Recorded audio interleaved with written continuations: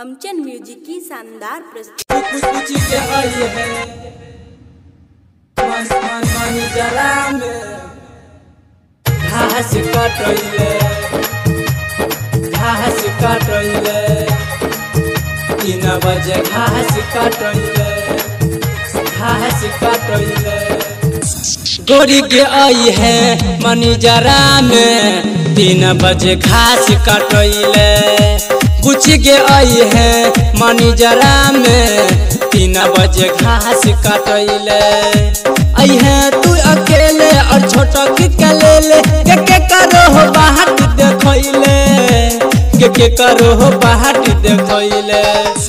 गोरी के आई है मनी जरा में 3 बजे घास काटले पूछ के आई है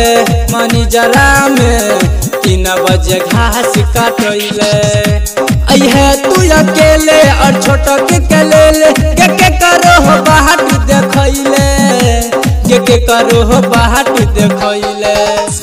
गोरी के आई है मनी जरा में 3 बजे घास काटले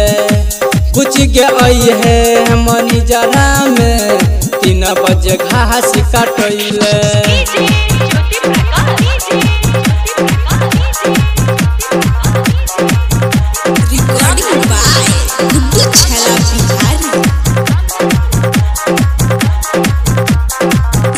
गोरी के आई है मनी जरा में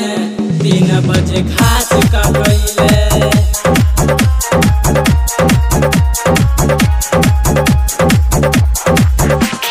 जहिया से यही लहलाइट गाँव में चल न ओ कर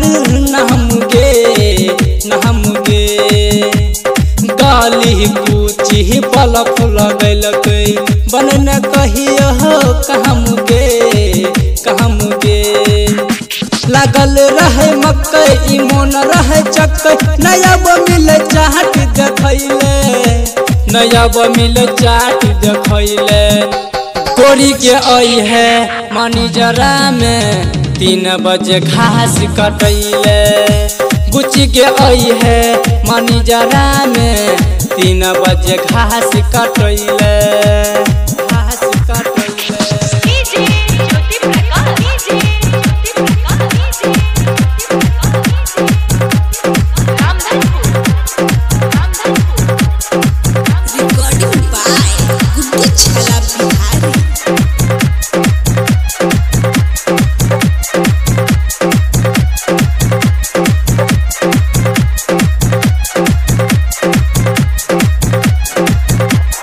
हो सिंगार तू क्या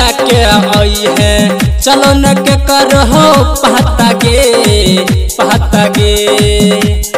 जानत हो उदह दिल खुश दिन कर खुर डाल तो तोहरा घाटा गे करिहे कोनो जतन नहीं मानत हो या बरतन के तोरा से बात करैले गोरी के आई है मनी जरा में 3 बजे घास काटले